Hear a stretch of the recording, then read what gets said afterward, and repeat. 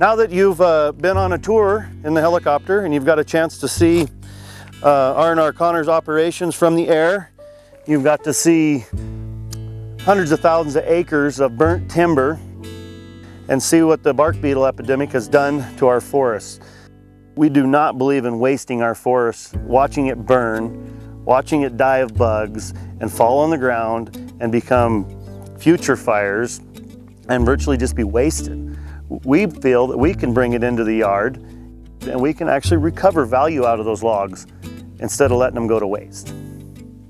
So it is a pride thing, you know, and it's the way the future is going, because we have to use the resources that we have in our own country and quit being dependent on other countries such as Canada and, you know, Chile and New Zealand. I mean, we bring wood from all over the world to the United States when we have a forest full of dead trees that could be utilized to fulfill those markets.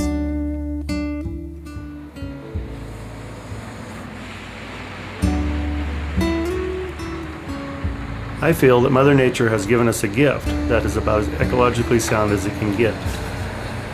The wood that competes with this has to be shipped for hundreds of miles at a great expense.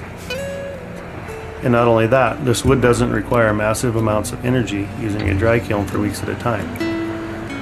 It's literally hauled a few miles to our yard and is already fully cured, dried, and stable. Mother Nature already took care of that in the arid mountains of Montana.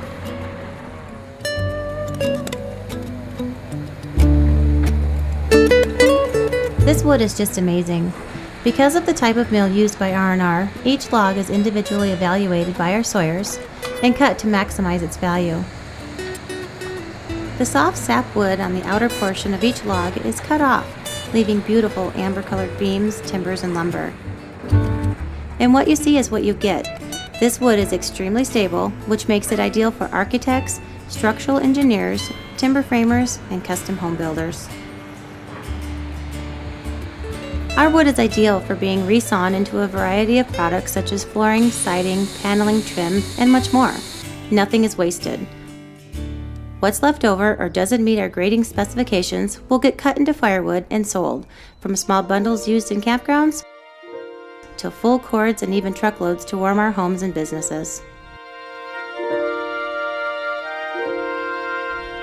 We take a lot of pride in what we do, and that pride and passion is felt by everyone at R&R Connor.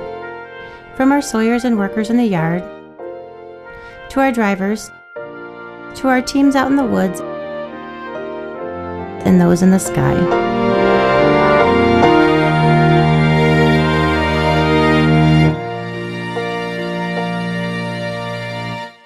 If there's anything that I'd like people to get out of this message that R&R is trying to make, is the fact that logging is not necessarily a bad word.